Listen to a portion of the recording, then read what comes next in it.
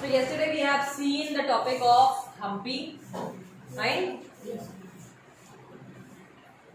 So about Hampi we have seen the structure of the Hampi architect and the festival what they were performing. Which festival they were performing? Yes? Mahanavami. Okay, that time it was called Mahanavami, now it is called as Navratri. In which year Hampi got vanished? 1565. By the Deccan Sultans. Right? Okay. So now we are going towards the Surat. Surat in Gujarat was the emporium of western trade during the Mughal period along with Cambay, present day Khambat and somewhat later. Emporium, there is a word, it is written and explained in the side. What is an emporium? An emporium is a place where goods from diverse production centers are bought and sold. Emporium houses होते हैं जहाँ पे दूर दराज से सामान आता है और वहाँ पे बेचा जाता है. Got it? So सूरत जो था गुजरात में है.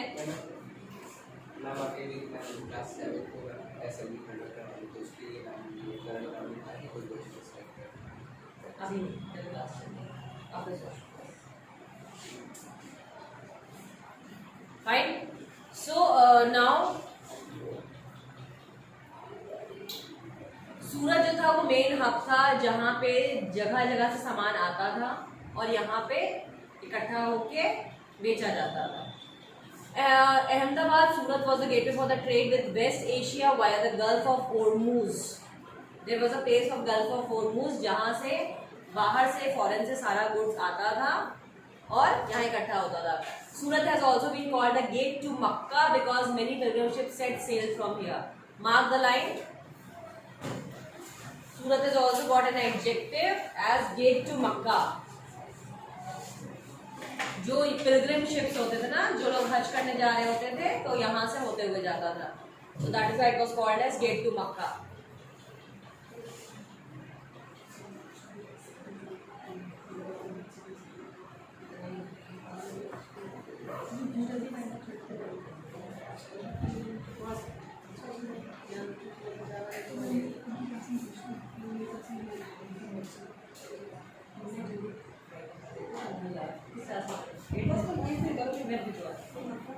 Fine. Now, the city was cosmopolitan and people of all castes and creeds lived there. In the 17th century, the Portuguese, Dutch and English had their factories and warehouses at Surat. According to the English chronicler Ovington, who wrote an account of the port in 1689, on average 100 ships of different countries could be found anchored at the port at any given time. The city was cosmopolitan. Cosmopolitan means what? हर जगह के हर तरीके के लोग वहाँ रहते थे. Cosmos यानी दुनिया, पॉलिटन यानी लोग. Got it? Yes. मैम सूरत में अभी भी प्लेट सर्विस आ जाता है. सूरत में होता है, सूरत में अभी भी मिल्स है. कॉटन, फाइन कॉटन हम वहीं से लेके आते हैं. ठीक है. सो फैक्ट्रीज जो थी वहाँ पे सिर्फ इंडियन नहीं थी, वहाँ पे Portuguese, Dutch and English factories भी थी और सूरत में वेयर हाउसेज थे जहाँ पे फिनिशिंग होती थी चीज़ों की. एट दैट टाइम एक क्रॉनिकलर आए थे. क्रॉनिकलर कौन होते हैं? जो खोजते हैं, ठीक है, नई चीजें क्रॉनिकल्स करते हैं. तो उनका नाम था ओविंगटन और उन्होंने अपना जो लिखा था राइटिंग उसमें एट 1689 में उन्होंने लिखा था कि हर दिन सूरत में ऑलमोस्ट 100 शिप्स आया करती थी. ठीक है. सो दैट शोज दैट कि बहुत बिजी प्लेस था सूरत उस समय. There was also several retail and wholesale shops selling cotton textiles. The textiles of Surat were very famous for their gold lace borders and had a market in West Asia, Africa and Europe. जरी का जो काम होता है, अगर आपने देखा है mummy की साड़ियों में जरी का काम, तो ये काम होता था सूरत में. गोल्ड का काम, लेसेस का काम, है ना, प्लेन कपड़ों पे लेस लगाने का काम. अब तो आपको रेगुलर दिखता है, उस समय ये कहीं कहीं दिखता था. तब लोग प्लेन कपड़े पहनते थे तो उसमें ये डिफरेंट काम आना शुरू हुआ था. The state built numerous rest houses to take care of the needs of the people from all over the world who came to the city. वहाँ पे बहुत सारे रेस्ट हाउसेस बनाए गए थे सूरत में ताकि लोग बाहर से, क्योंकि आते थे, टूरिस्ट ज़्यादा थे, तो उन रेस्ट हाउसेस में लोग रहते थे। There were magnificent buildings and innumerable pleasure parks. The Kathiyawad Seths or Mahajans, money changers, had huge banking houses at Surat.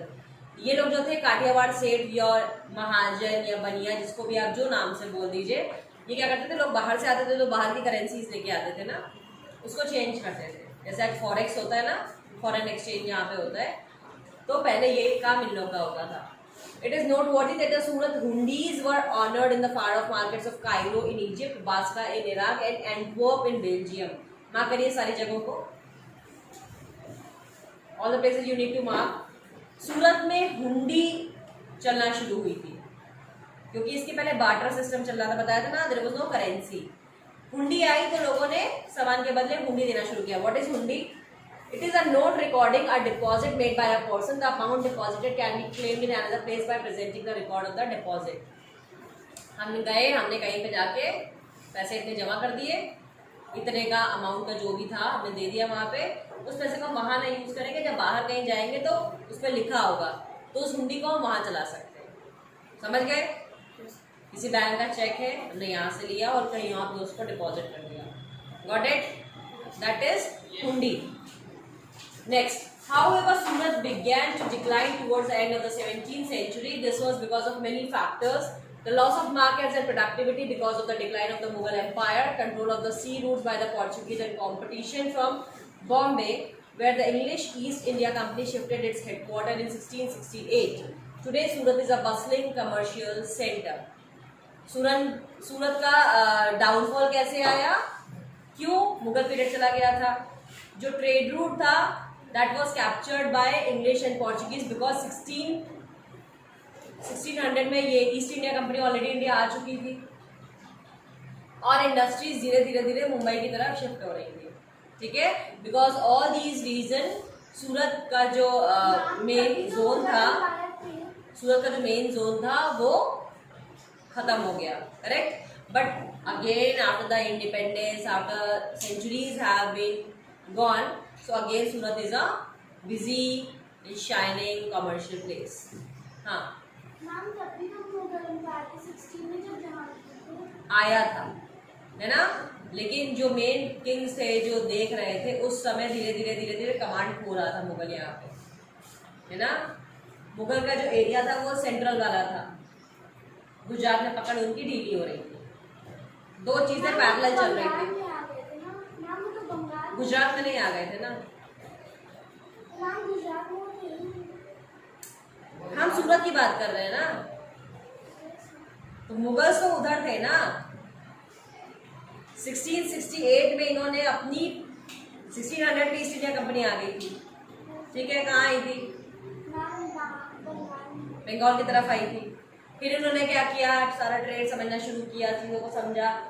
First company जो इन्होंने लगाई वो थी 1668 में, इनकी अपनी इंडस्ट्री। आप समझे?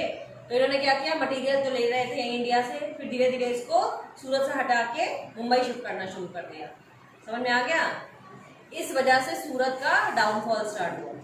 Got it? समझ में आया अब चीजें? क्योंकि अब हम क्या कर रहे हैं? We are moving towards the end of the Mughal empire, right? Medieval era की तरफ से हम खत्म हो रहे हैं। चैप्टर्स जैसे जैसे अपने खत्म हो जाएंगे वैसे वैसे इंग्लिश पीपल, पोर्चुगीज, डच, उनको सबका रेफरेंस दिखना शुरू हो जाएगा। ठीक है? Now fishing in troubled waters. It's मासूलीपट्टनम।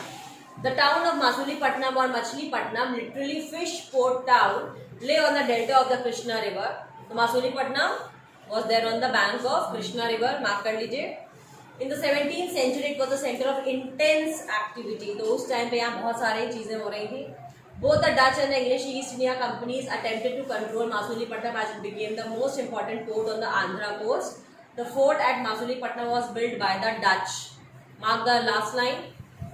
मासूलीपट्टनम पे जो किला बनाया था वो डच ने बनाया था, और सारे, चाहे वो इंग्लिश ईस्ट इंडिया कंपनी रही हो चाहे डच कंपनी रही हो, ये दोनों मासूलीपट्टनम को कैप्चर करना चाहते थे। क्यों? क्योंकि यहाँ पे fishing was a big industry. उस समय जितना फिशिंग का काम था वो यहीं पे हो रहा था। ठीक है?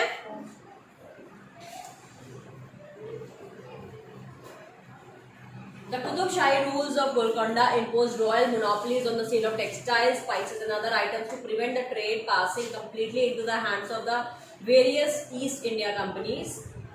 कुतुब शाही रूल लगा हुआ था गोलकोंडा पे, जो रॉयल टैक्सेस इम्प्लाई हो गए थे। इन्होंने क्या किया था, जो टेक्सटाइल्स थे, मसाले थे और जो गिफ्ट गुड्स होते हैं, जो महंगे सामान होते हैं, उस पर मोनोपोली करने की कोशिश कर रही थी कि ये सामान सिर्फ हम बेचेंगे, ये सामान सिर्फ हमारे पास रहेगा, जिसको लेना है वो हमसे ले। ठीक है। Fierce competition among various trading groups. The Golconda nobles, Persian merchants, Telugu, Komati, Chettis and European traders made the city populous and prosperous. ये मेन ट्रेडर्स थे उस समय जो ट्रेड कर रहे थे और फ्लरिश थे। As the Mughals began to extend their power to Golconda, their representative, the governor Mir Jumla, who was also a merchant, began to play off the Dutch and the English East India each other. In 1686-1687, Mughal Emperor Aurangzeb annexed Golconda. तो क्या हुआ यहाँ पे, ये सारे जो traders थे, नाम सबके मार्क कर लीजिए। देन इन्होंने मुगल्स ने अपना एक रिप्रेजेंटेटिव जिनका नाम था मीर जुमला, ही सेंट टू दैट प्लेस। इसने क्या किया, लड़ाई लगवा दी, किसके बीच में, डचेस के बीच में और इंग्लिश पीपल के बीच में। तो वो ज़्यादा से ज़्यादा अच्छा से अच्छा सामान उस एरिया में कैप्चर करने, मतलब देने की कोशिश कर रहे थे, ट्रेड करने की कोशिश कर रहे थे। उसके बाद 1686-87 में औरंगजेब ने गोलकोंडा को जीत लिया था। ठीक है। This cause the European companies to look for alternatives. अब क्योंकि यहाँ पे मुगल्स आ गए गोलकोंडा में, तो इंग्लिश पीपल यानी यूरोपियन कंपनीज को वहां से मूव करना पड़ा। They were looking for the alternatives. It was a part of the new policy of the English East India Company that it was not enough if a fort had connections with the production centres of the hinterland. Hinterland क्या होता है?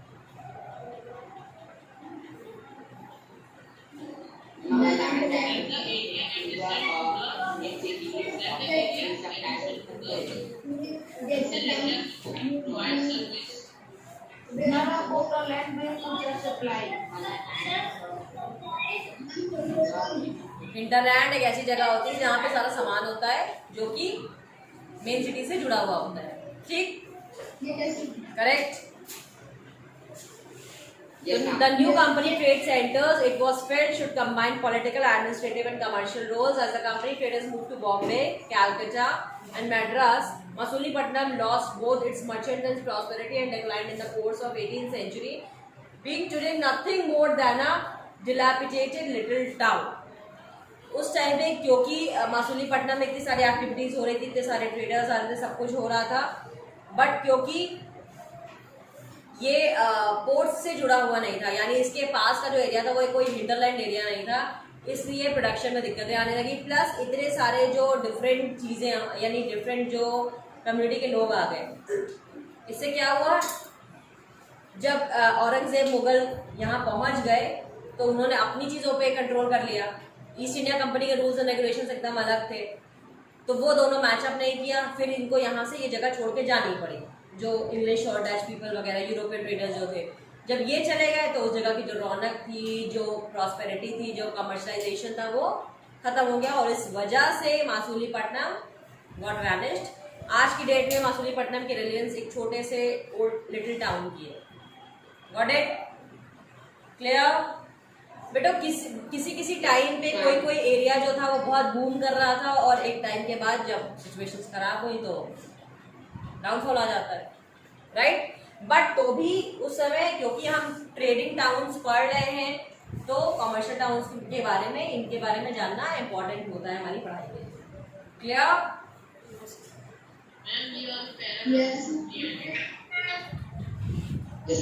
क्या बेटा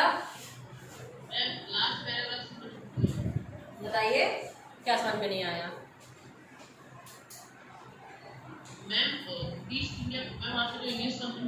मैंने आपको देखो last para में मैंने तुम्हें अंकित कुमार स्वैन या तो खा लो या तो कैमरा बंद कर दो।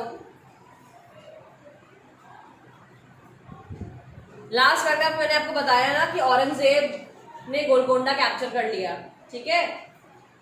तो मुगल्स की एंट्री हो गई मसूलीपट्टनम में। जब मुगल्स की एंट्री हो गई तो मुगल्स के अपने रूल्स वहां पे चलने लगे। तो यूरोपियन ट्रेडर्स को वहां पे काम करना मुश्किल हो गया, तो इन्होंने क्या किया, they started moving from that place.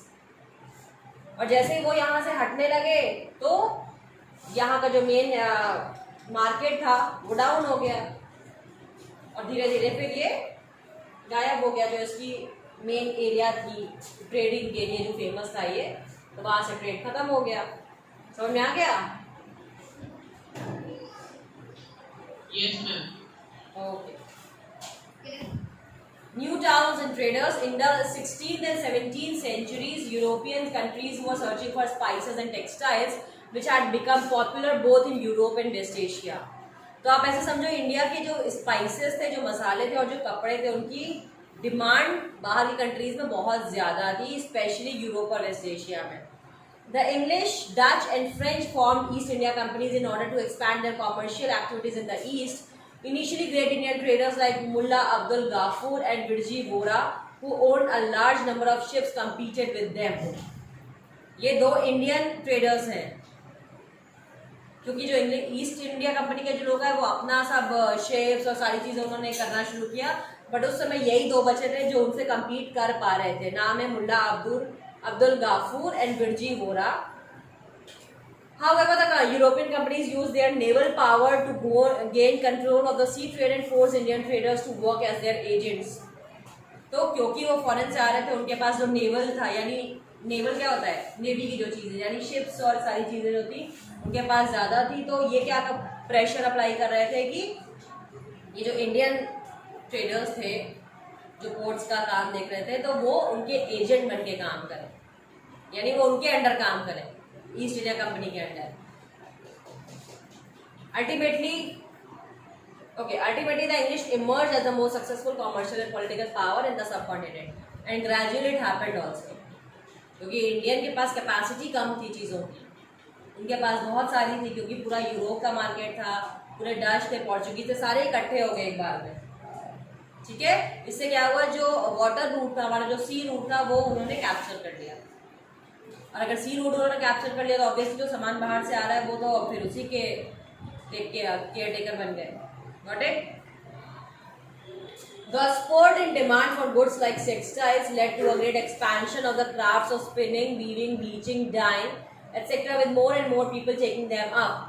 तो इन चीज़ों की मैंने पहले बताया ना, टेक्सटाइल्स की डिमांड बहुत ज़्यादा थी, क्योंकि इसलिए जो इंग्लिश ईस्ट इंडिया कंपनी थी इसने एक्सपेंशन शुरू किया, कंपनीज ज़्यादा से ज़्यादा लगानी चालू की।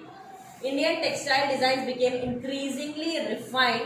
However, this period also saw the decline of the independence of craftsperson. जो लोकल क्राफ्ट पर्सन थे उनकी कंडीशन खराब होने लगी, उनका डाउनफॉल आ गया, क्योंकि मशीनें आ गई, काम जो इंसान कर रहा था, फाइन वर्क जो हो रहा था, वो मशीनों पे होने लगा। They now began to work on a system of advances, which meant that they had to weave clothes which was already promised to European agent. Weavers no longer had the liberty of selling their own clothes or weaving their own patterns. They had to reproduce the design supplied to them by the company agents. अब ये condition हो गई, जो local viewers थे और craft person थे, अब उनकी जो एक फ्रीडम थी कि हम ऐसे धागे बनाएंगे, ऐसा कपड़ा बनाएंगे, उस पर ऐसे पैटर्न सेट करेंगे, वो उनसे ले ली गई। अब जो इंग्लिश पीपल थे, जो उनसे वो कहते थे इतना बनाना है और ऐसा बनाना है, तो वो अब वही कर सकते हैं। बताइए क्या पूछ रहे हैं? Ma'am, what is the meaning of skirt? Dictionary खोलो, मिल जाएगा। The 18th century saw the rise of Bombay, Calcutta and Madras. ये तीन प्लेस थे जहाँ पे सबसे ज़्यादा कॉमर्शियल एक्टिविटीज चल रही थी। Bombay, Calcutta and Madras, which are nodal cities today. Nodal city यानी जो मेन सिटीज होती हैं, जिसको आप कहते हैं कि इस पे इतनी पॉपुलेशन है, यहाँ पे इतना ग्रोथ है, यहाँ पे इतना काम चल रहा है। ठीक है। Crafts and commerce underwent major changes, and merchants and artisans were moved into the black towns established by the European companies within these new cities. The black or native traders and craftspersons were confined here, while the white rulers occupied the superior residences of Fort St. George in Madras और Fort St. William in Calcutta. तो अंग्रेजों ने क्या किया, black and white करना चालू किया। Black and white समझ रहे हो? स्किन कलर है ना, हम गोरे हैं तुम काले हो वाला। हाँ, तो जितने भी रॉयल लग्जरीज थी, जैसे कि फोर्ट सेंट विलियम्स था, फोर्ट सेंट जॉर्ज था, इन पे खुद को ऑक्यूपाई कर लिया, यहाँ खुद रहना शुरू किया और लोगों के लिए, आम जनता के लिए ब्लैक टाउन्स डेवलप करने शुरू किए, ठीक है, black cities. The story of crafts and commerce in the 18th century will be taken up next year. ये यहाँ पे आपका चैप्टर हो जाता है खत्म। Vasco da Gama and Christopher Columbus के बारे में आप पढ़ लीजिएगा।